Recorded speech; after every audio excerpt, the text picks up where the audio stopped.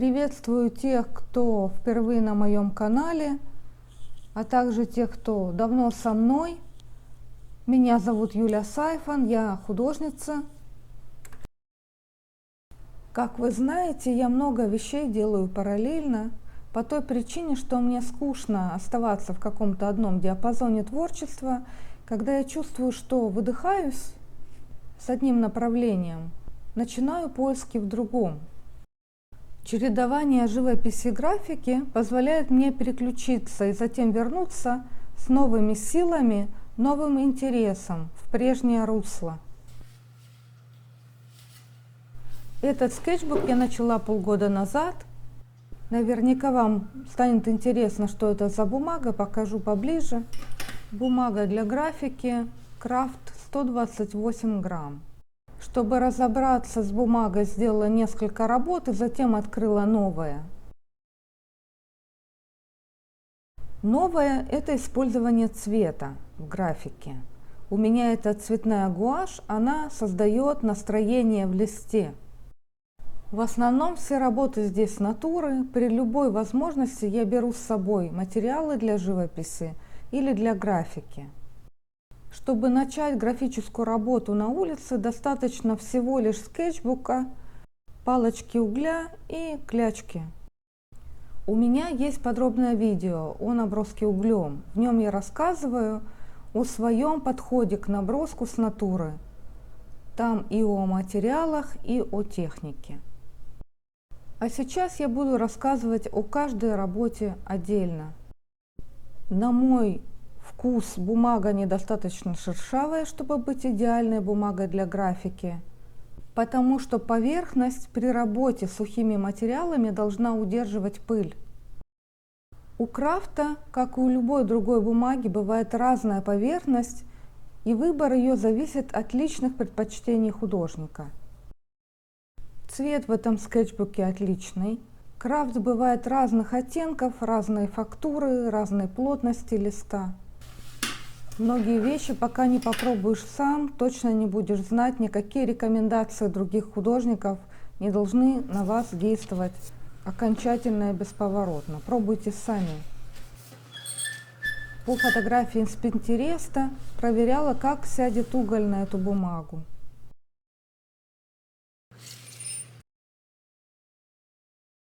Вот здесь я закрасила светлые готовые замесы гуаши, чтобы проверить, как она работает, как она сидит на крафте. У меня здесь ошибка в построении, это я рисовала, конечно же, по фотографии. Девочка не в пропорции, кот тоже, разбиралась с бумагой. Портрет рисовала его по стоп-кадру с видео, когда голова в движении видео, мне проще увидеть форму. Далее у меня все работы с натуры, как и с пленэром, я начинаю на улице и дополняю детали и гуашевые замесы по фотографии дома. У меня возник интерес к городу как к живому организму, в котором все подвижно, все в блеске света. Хотелось уловить суть происходящего в этом движении. Девушка по дороге домой в автобусе, фотографировала ее украдкой.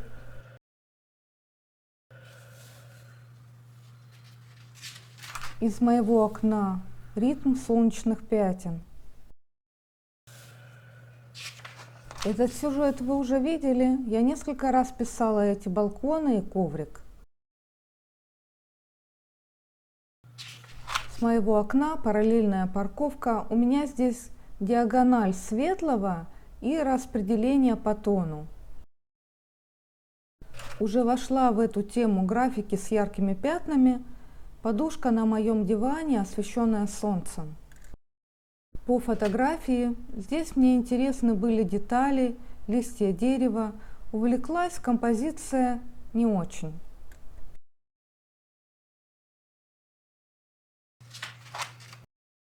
По моим воспоминаниям, здесь работала с направлением штриха.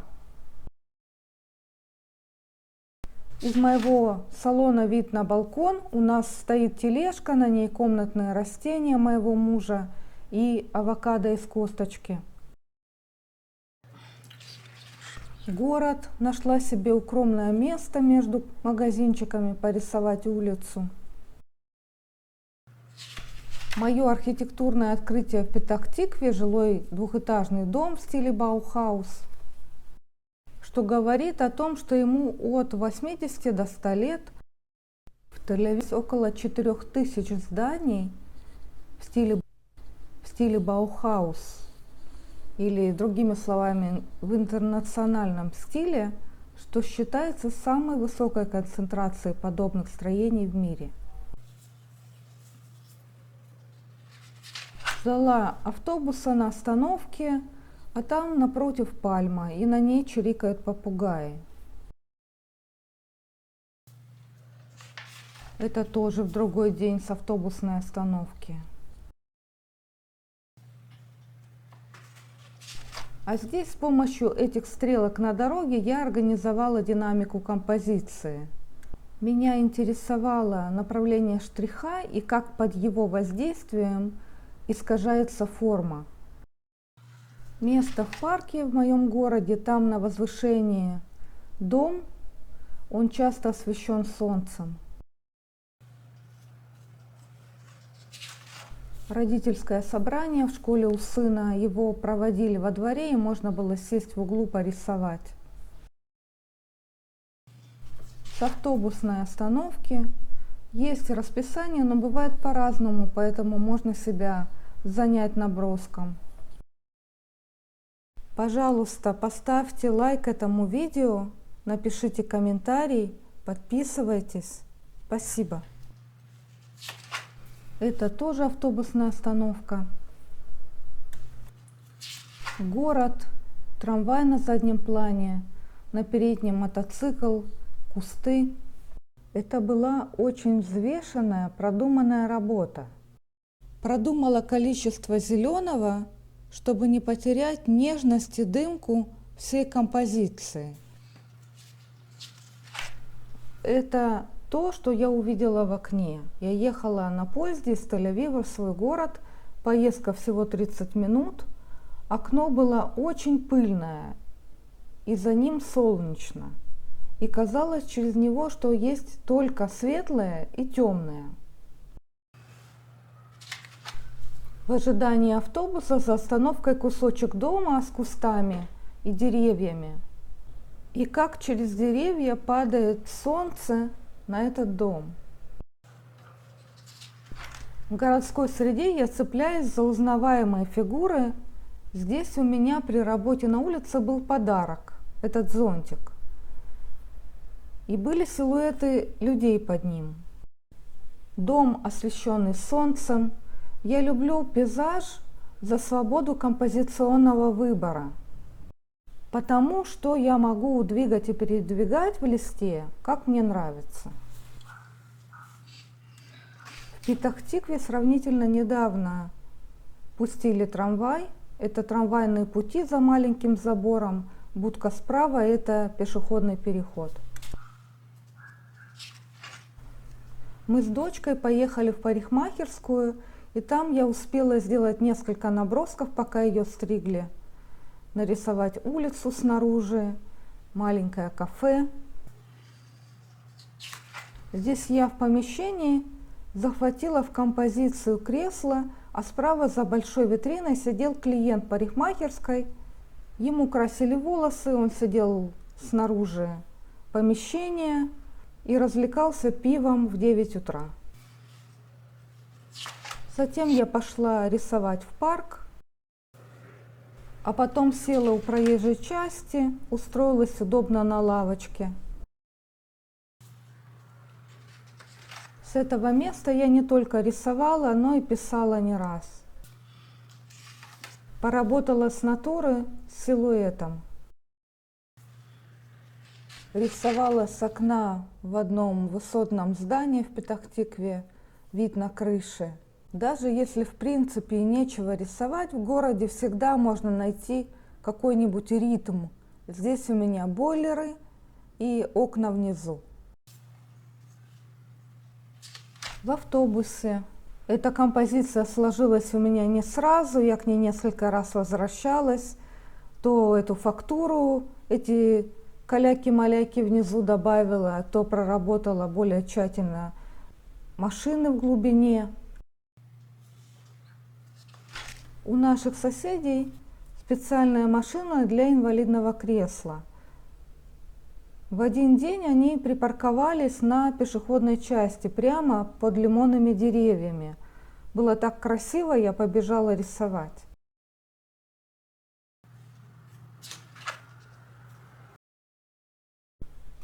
Зубоврачебная клиника. У меня было время порисовать в ожидании. Мне понравилось, как холодный свет выглянул щелью в теплое помещение. Такие как секретные материалы. Что-то синее там светится, а снаружи у нас другое освещение. Натюрморт в интерьере. У моих свекров во время очередного застолья ушла к ним в спальню порисовать. Здесь те же самые предметы, сделала композицию крупнее. Побоялась добавлять цвет гуашевое пятно, чтобы не испортить. Кафе на рынке в Тель-Авиве. Я хожу с сыном на физиотерапию. Кабинет в таком интересном здании. Там есть внутренний двор со столиком. С того же места. Вначале вы сегодня видели, как я заканчиваю работу уже дома на своем столе. В городе под домом были стулья. Воспользовалась гостеприимством, порисовала этот двор. Встала прямо на улице. Я редко не прячусь в оживленном месте. Очень хотелось порисовать пальмы и дорогу, уходящую вдаль. Интерьер у моих свекров. Лестница на соседней улице.